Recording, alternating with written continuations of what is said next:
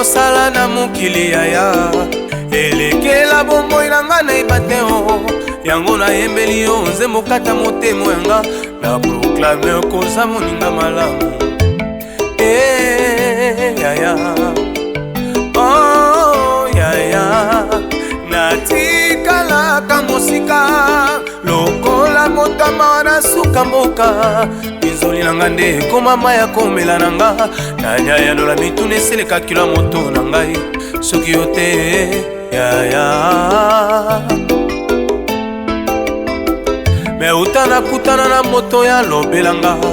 ezala moninga moko malamu na mokili ata na pasi ata na bisengo ya boyaka baninga na motema te mitaenda wapi mitaenda wapi hakuna mwingine kama wewe hata mateso inapita baba hata bushiko hata bujara wejo rafiki rafiki yangu rafiki yangu rafiki yangu rafiki yangu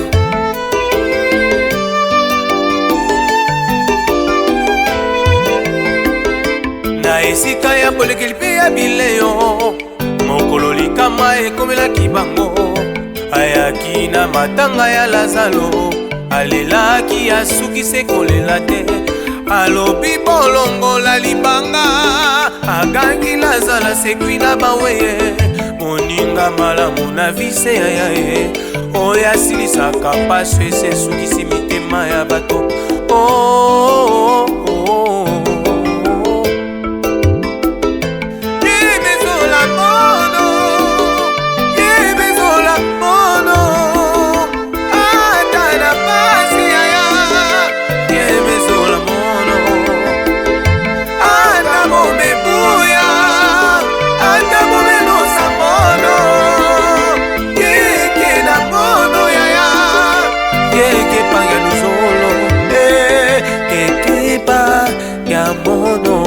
Kekepa ya mono,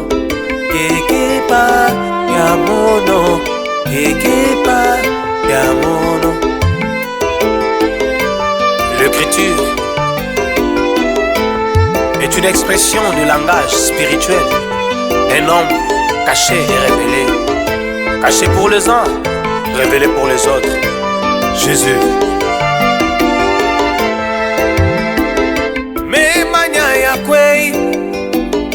Memanya ya kweli memachana ni munga mukwabu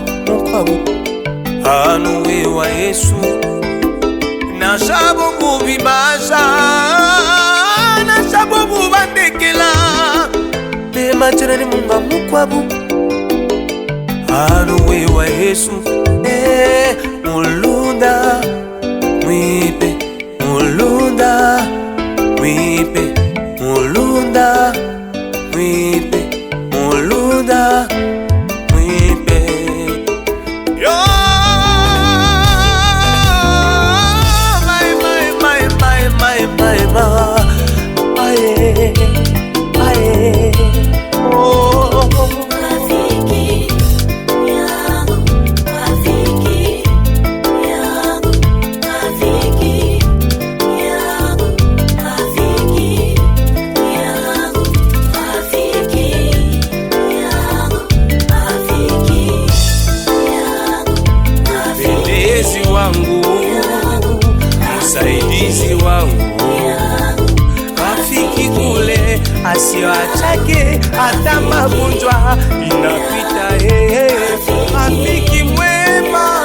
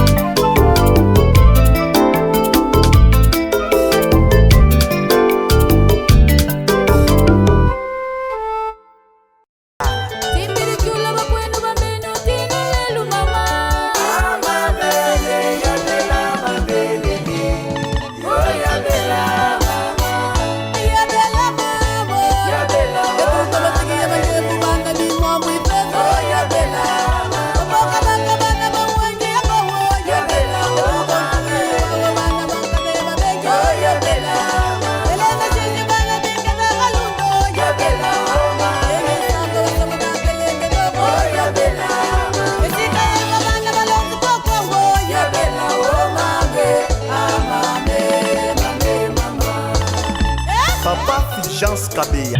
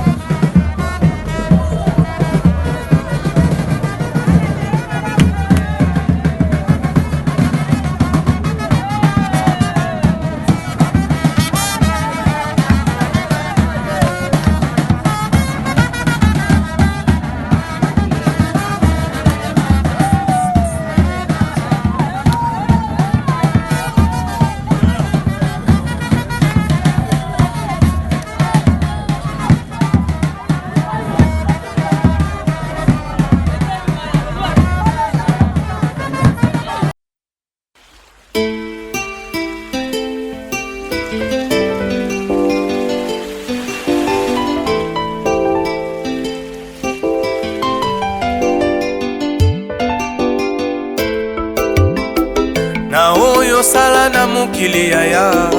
elekela bomoi na nga nayeba te o yango nayembeli yo nzembo kata motemo yanga na proklame koza moninga malamu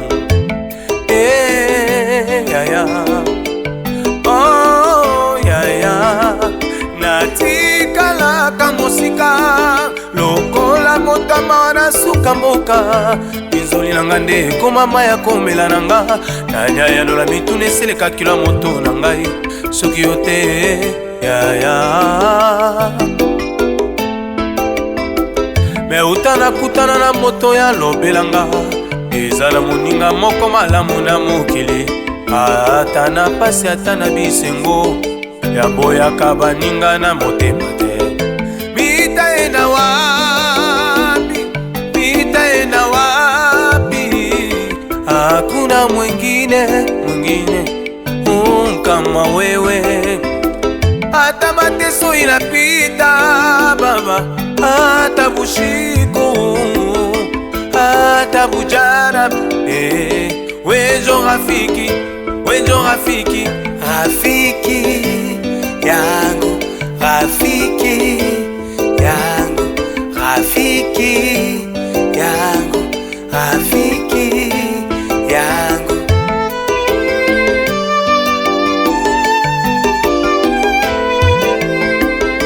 na esika ya bolekeli mpe ya bileyo mokolo likama ekomelaki bango ayaki na matanga ya lazalo alelaki asukise kolela te alobi bolongola libanga agangi lazala sekwi na baweye moninga malamu na vise yaya ye oyo asilisaka paso esesukisi mitema ya bato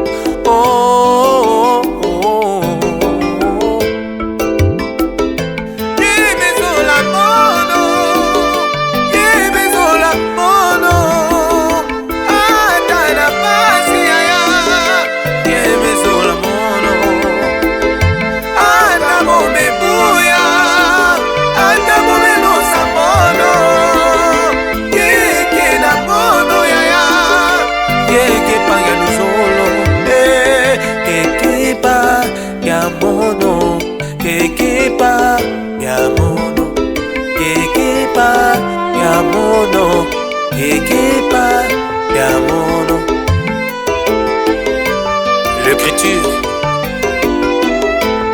est une expression de langage spirituel d'un homme caché et révélé. Caché pour les uns, révélé pour les autres. Jésus.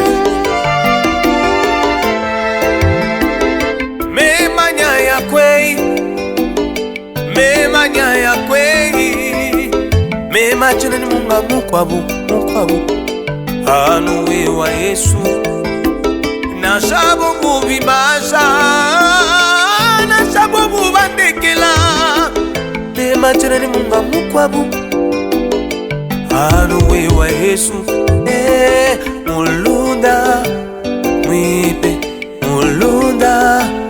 mwipe mulunda mwipe mulunda mwipe yo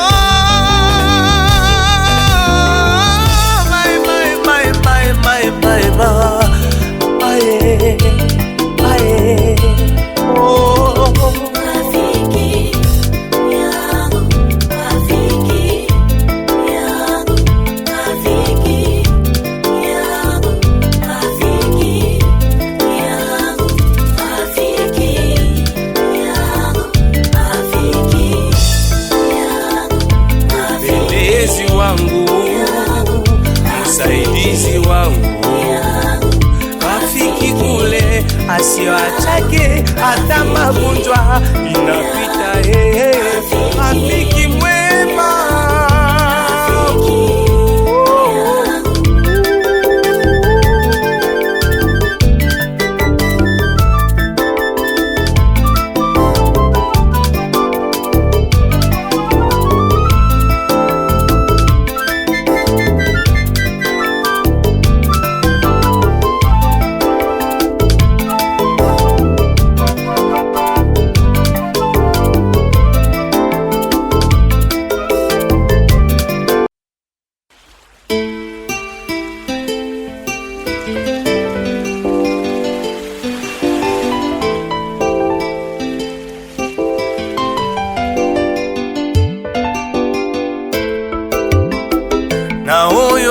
komela na mokili yaya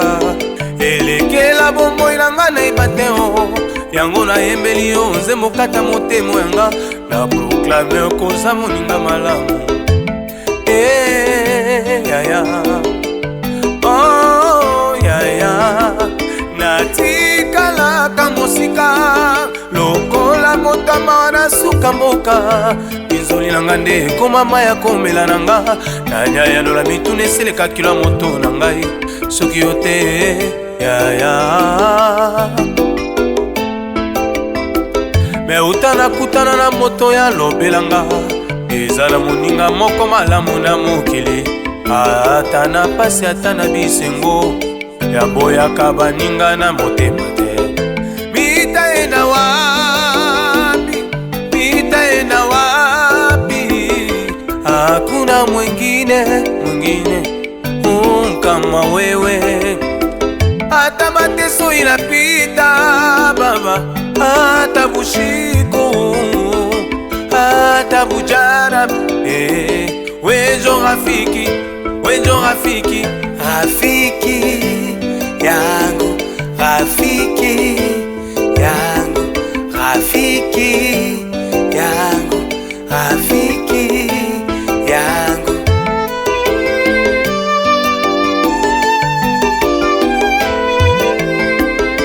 na esika ya bolekeli mpe ya bileyo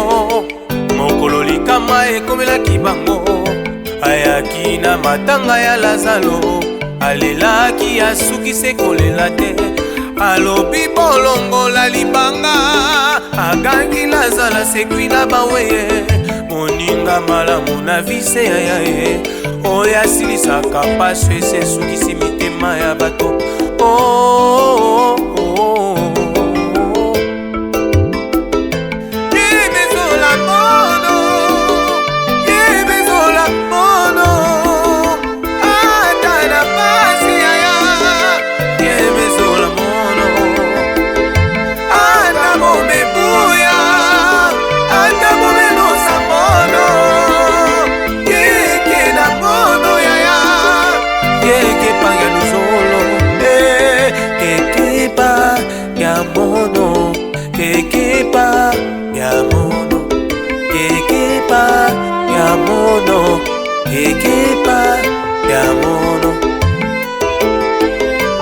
L'écriture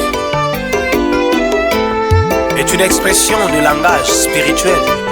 d'un homme caché et révélé. Caché pour les uns, révélé pour les autres. Jésus.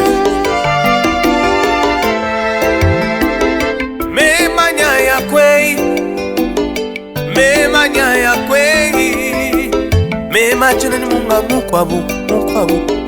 anuwe wa Yesu na shabo mubibasha na shabo mubandekela mema cheneni munga mukwabu anuwe wa Yesu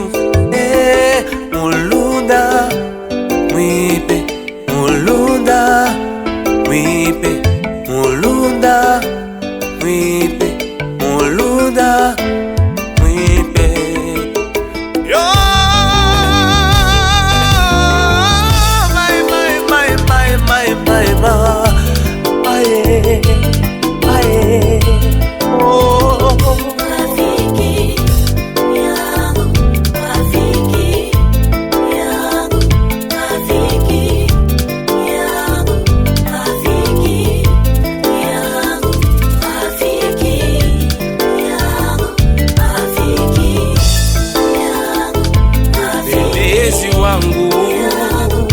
msaidizi wangu rafiki kule asiachake hata magonjwa inapita rafiki mwema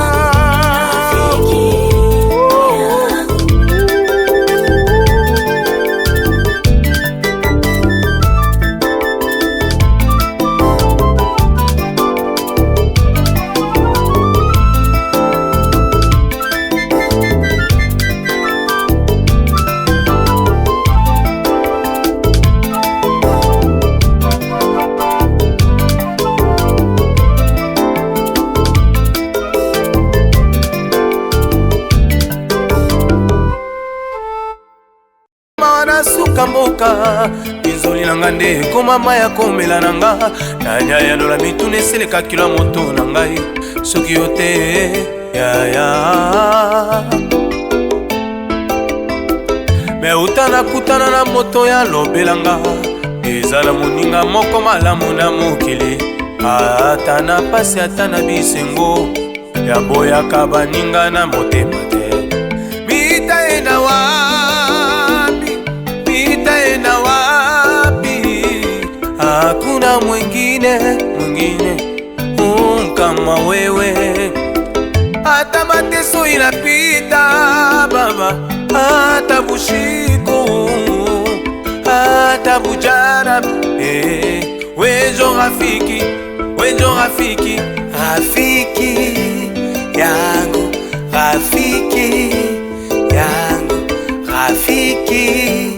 yangu, rafiki yangu.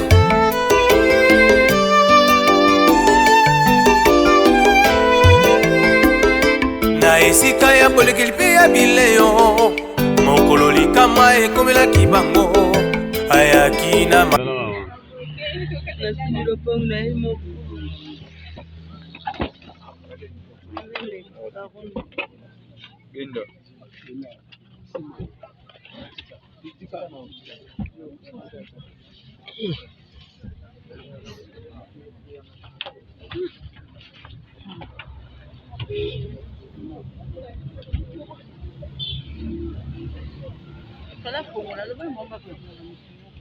Apa bafungola mufinuku mwaite Côté Moutou. Quand on vit Moutou Koto, bazwa image on a fait le gars, gère mon qui a quelque chose. Comment quelque chose nani atoba petu ya biso toye na bango moko akitia banone le bakuna bakana on c'est quoi on va soba ba yaka Voilà, on a besoin de yesu fondika buba mungu mukolo to yaka wana bana na me pas poser eza na nego za on va fungola ki alende yake.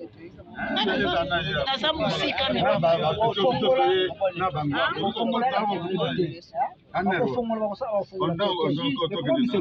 bagiera na bayaka bakomplikaka bato kofunga nango problème to kofunga minyeti mukeka bamona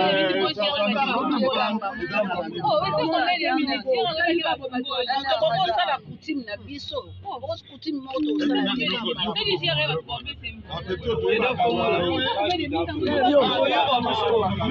Babera 10 000 mpona kofongola. Ya wana mawa te. Wana mawa baninga te.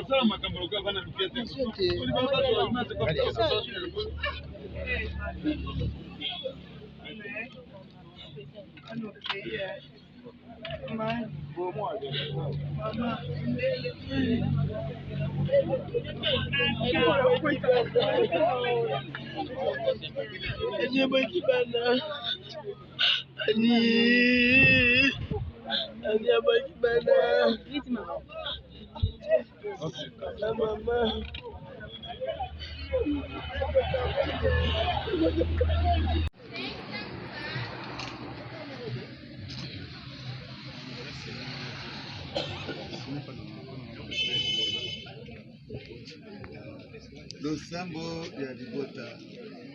Et mon konzi ndima losambo la biso bana bayo. yokela bandeko nyonso mama Ana atiki omokili mawa benisa misala na bango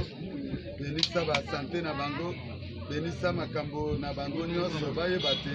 tokoki kobosana bango mokolo tokobondela bongo ozali mokonzi po bileko biso seko bandeko misato bakozwa maloba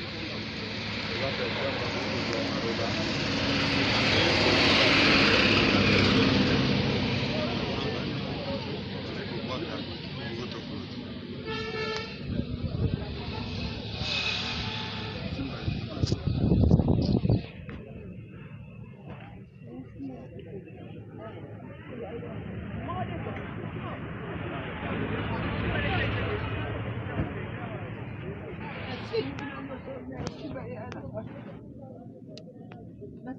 Merci donc pour cette vie-là. Pourquoi on a le quoi la vie? Totikala koswa na te, tobangana kina famille na biso. Biso nyonso. Ndenge tozalaki bana basi ebele. Okoswana lelo, noli bolobani. Oya kofinga moninga toza koyeba toi l'honneur. Mikolo na leki. Ina ndenge bino moke botiki nga nafungola monoko na nga ta mokolo moko te nasinga bino oyo bozanga oyo bosala boye te yaya bilanga mobimba nakosakrifie mpo na yo natikaki yo te ezala mandati ezala mpasi na obunda na yo lokwa mama boti mwana naobota bana na ngai bino mama oyo kotabotanga namoso akoya te ayekosimela nepaka oyotala nga na maternité ti ndenge na kobima yaya mokana nzambe esalami tokamwani naye eloko aloba te yaya naye eloko aloba esuna mokili te yaya na ngai otiki bana ebele bino nyonso boke porte na nga nakangelaka mwana motu te nalobaka bana na nga bakota bana liboso bakota te nasalaka yango te okei boye motema na nga soki taki ndoki papa na mama basa biso bino bokufa nango nga mpe natikani nango likambo te nzambe ayebi motema na nga mapyaya okende bien porte na nga eza ouvert mpona bana na bino nyonso oyo akolinga nga porte na nga eza ouvert mpona ye oyo aponi na ye nga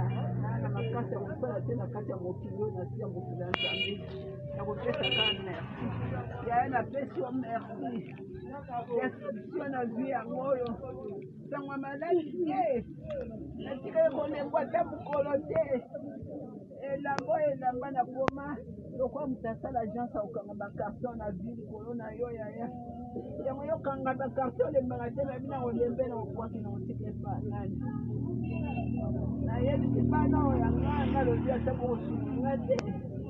ya na nga asala bana te mama na bino oyewa na nga azala na poto na kozwa moke na kolia okipaka ye bokosala motema bana bayoka bana nyonso bayaka yaya moko asalaka beki nzela mona ote azwa te esengona bango bamona yo wana bayekike mama motema merci merci yaya oyo nyonso bosali yesa bandekolo merci apesi bino merci donc bosali na vi na nga merci nani eloko mozomisela bino te merci okende malamu so bokutanaka bokutana oyebisaka eleki na biso apesi bino mbote apesi bino merci adieu yaya tu sais que moi je t'aime trop dans ma vie nasakrifie vie na nga likolo na yo yaya oyebi yango kende malamu amikokabwani merci merci mwana mama adieu adi osisinga mayelenza mama na nga bandeko naloba ndenge nini ye mokili ye nzambe olaki mama olaki nyonso mpona ngai nayebi na zesu na bandeko tuye moto otikani na ngai yo mpe lisusu osali boye otikinga kasi wapi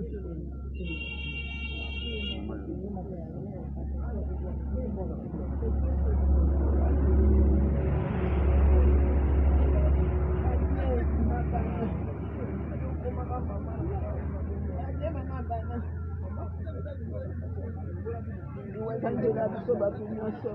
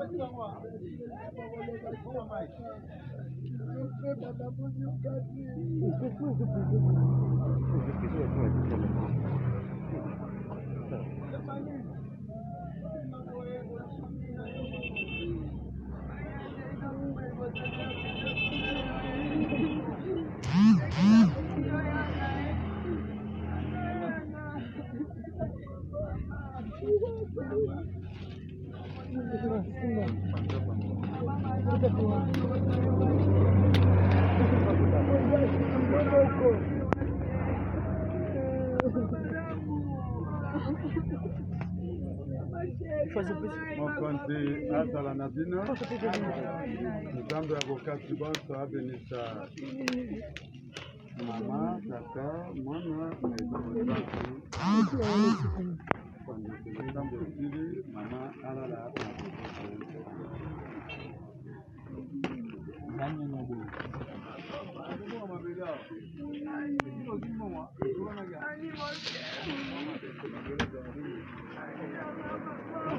Ma, bengai. Ma pesa mami, pesa mirani so. Quel papier?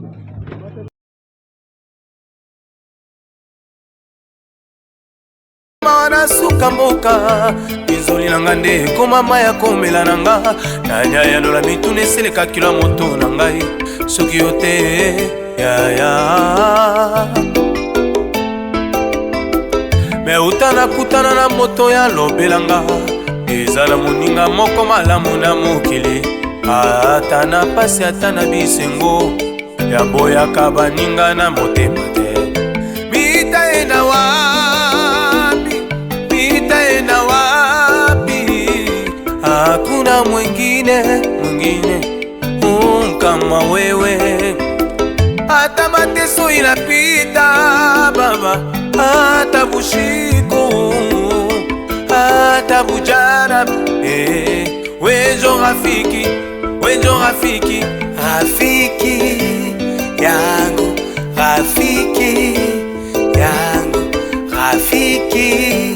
yangu rafiki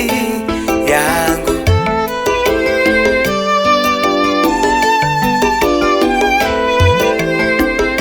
na esika ya bolekeli mpe ya bileyo mokolo likama ekomelaki bango ayaki na matanga ya lazalo alelaki asukise kolela te alobi bolongola libanga agangi lazala sekwi na baweye moninga malamu na vise yayaye oyo asilisaka paso esesukisi mitema ya bato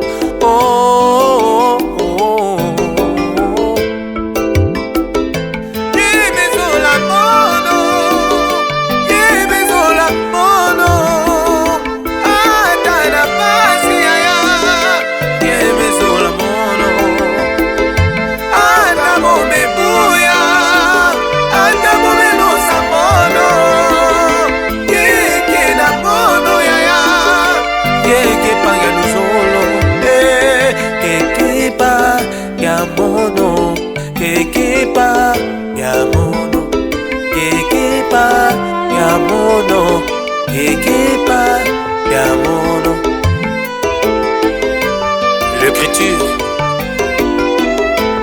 est une expression de langage spirituel d'un homme caché et révélé. Caché pour les uns, révélé pour les autres. Jésus.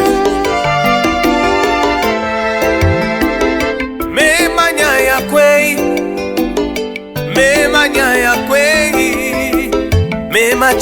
munga mukwabu anuwe wa Yesu na shabobu bibasha na shabobu bandekela be machere munga mukwabu anuwe wa Yesu mulunda mwipe mulunda